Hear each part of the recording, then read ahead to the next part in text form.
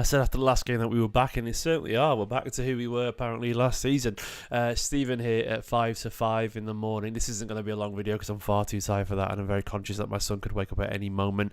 But I want to talk about that game in my initial reactions to it. There's an awful lot to unpack. I think I'm not too emotional. I think it's because where my head is at with the current context of Man City and this tournament and the feeling of pre-season. And I know some people are going to be furious about it. You'd be furious if you want to. But I want to talk about it in terms of what I saw today. Weird game of football, that. Mental. Firstly, congratulations to Al-Hilal. I think they really wanted it. I think they were a very good side with some really good attacking instincts, and Inzaghi's got them aggressive, and I congratulate them. I think they deserved it for their energy and for their hunger. And I think City are, as we are, in a state of flux, a massive state of change, and there were bits that were good, bits that were bad, and bits that were somewhere in the middle, to be honest.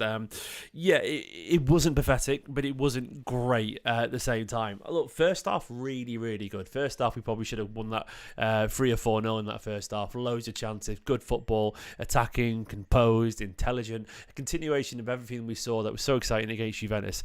Second half, City absolutely lost their shit. They rallied really well. They scored a couple of goals, lost Manchester City's confidence, and as usual, when you've got a team that's still trying to build something, if you concede a couple of goals very quickly, that confidence, those ideas, the confidence disappears, and the old habits fall back into shape. And City became far too easy to get at. We became far too indecisive, and it became a game essentially after that. After City got the composure back a little bit, it became a game of counter-attacks and who could get forward the most. And Al-Hilal were very well suited to that, where a tired Manchester City side who haven't yet got their defensive transitions in structure, they weren't suited to it at all. They absolutely weren't, and they did really well to get in Manchester City Football Club.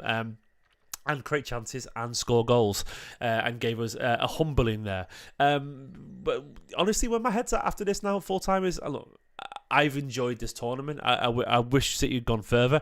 It's one of those things where I think City took it seriously. Like, I don't, like Michael in the chat, I think says there's hubris there. I think City took it seriously, mate. I think they're just I think these players are Thai professionals with a lot of change, and I think the new ideas, it's a necessary part of the schedule that we have to try different ideas, that we have to, integrate new players or try different systems. Like, this is where preseason used to be. So look, we can sit and moan about it, but ultimately it's a very weird tournament and a very weird part of the season where players are usually on holiday. And I think there was lots of joy there to be had and lots of new ideas to be had. Well, lots of familiar failings, of course, but it's going to be fixed in time, I'm sure. But my overall experience of this tournament has been one of a relative net positive. I've enjoyed it.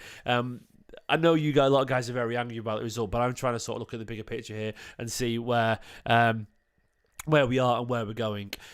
The positives for me from that game were, I think the first half, once again, the football was good. I think Reinders looked really good in the first half. I thought we looked a lot more composed in that ball in terms of creating direct and vertical again, even with the youngs on the pitch in Bernardo and Gundogan. We still created an awful lot of chances. Doku was electric in that first half in particular. Savino actually created a few chances in the first half. He faded an awful lot later on, but he did in the first half. Of course, Haaland got his goal as well. We were very good from set pieces. And then, of course, like later on, lovely ball from Shirky to Foden for the goal. Very high-quality goal. The big negatives is that we lost our composure. Rodri looked rusty. Only got, could only last 45 minutes. Came off at the start of extra time. Just wasn't into it at all. You could definitely see. We're so open defensively. If we're going to play a high line, sure, we need to sort out the position of it. We need to sort out how we attempt to deal with it when it's over the top, because every single time the ball went over the top, it was a foot race between Diaz and their forward, or Akanji or Vardio on their forward, and we were losing it more often than not. And if we just about got it, it was panic stations. It wasn't in control, if that makes sense. I feel like if you're going to play a high line, you need players who can run. They can shift and move. And, that's what we've seen Kusanov do. Players that can just sweep up and it feels in control. It felt like it was last gasp, desperate defending just to clear the ball when it was over the top. And I don't think that necessarily plays into the hands of Diaz and people like that, which is why I would question the rhythm of that right now. It is early. The caveat, there's a caveat to the caveat.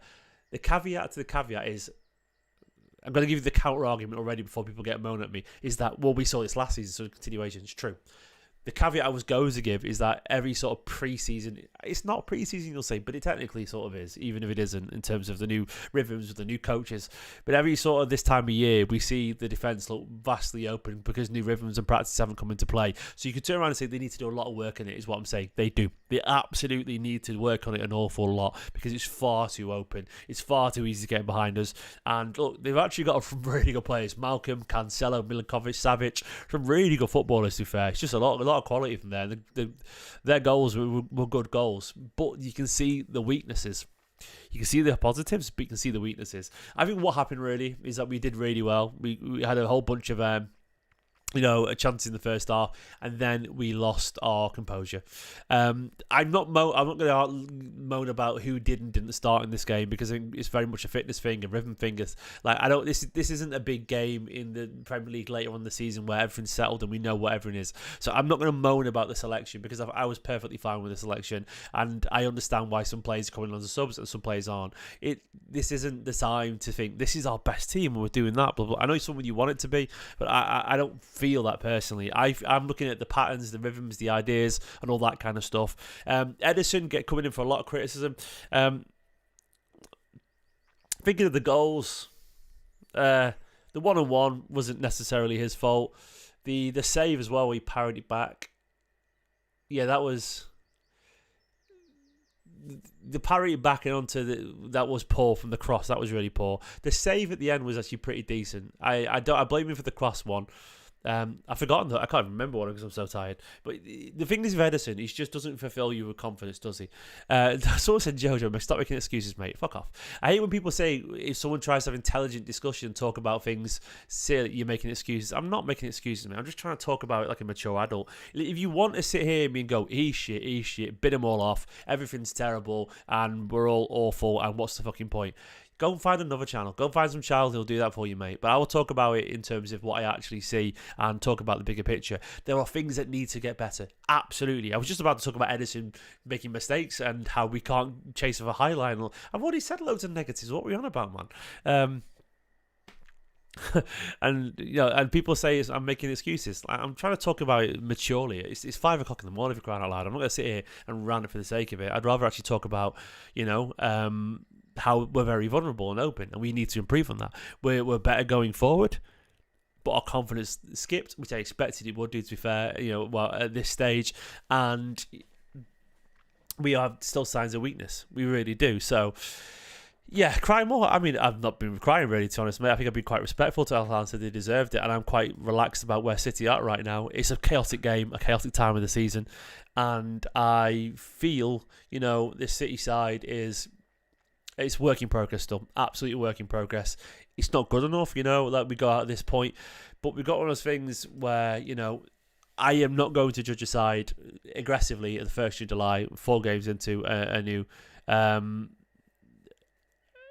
it's, a new regime, essentially. But Al-Hilal, they deserved it, and there are clear problems that we need to work on.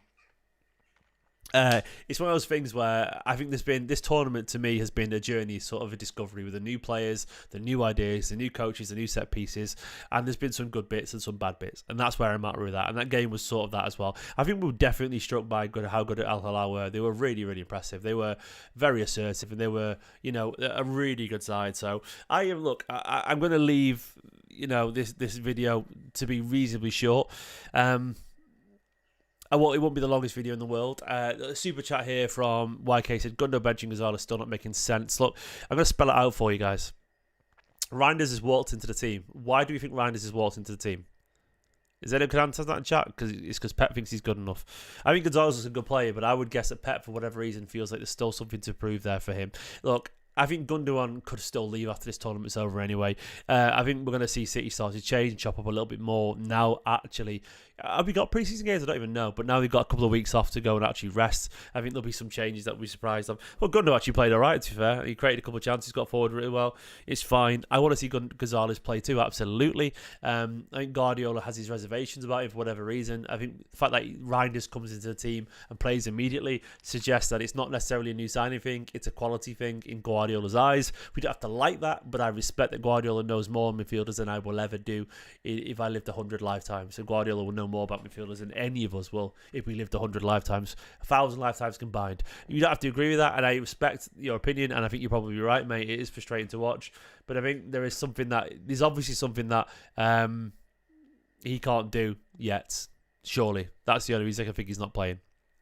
It has to be that, because Ryan is just straight into it, and it's not because Gundo's just Pep's neighbour, it's nothing to do with that. There's obviously, it's not as simple as that, but yeah,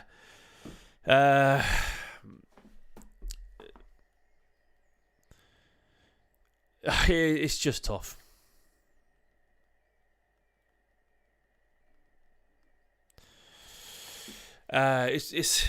So I wonder if we'll have another pre-season. And people getting on Savino, he was poor in the second half. I agree. First half, I thought he was actually good.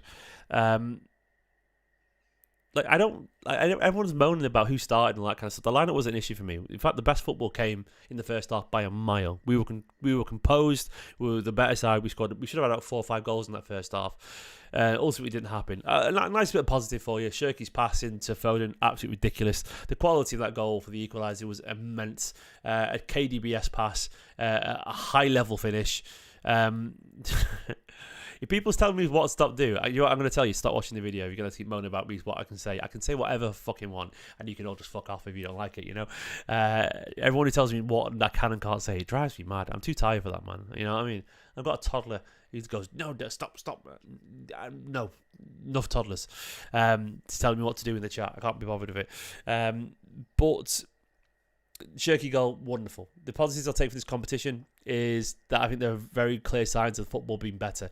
But the back door is massively open still, and we have to prove it. Foden seems back as well. I think Foden, lovely goal. He's been very positive. He's enjoyed his football. He looks devastated actually to lose this. So, look, it's very tempting to act like everything is terrible again. It isn't. We are working towards something. You can't just change everything overnight. Not good enough defensively. We know that. Let's see where we go. Guys, I'm going to leave it there, and hopefully in the morning we all wake up in a slightly better mood. It is what it is. Bye-bye. I'm too tired to carry on anymore.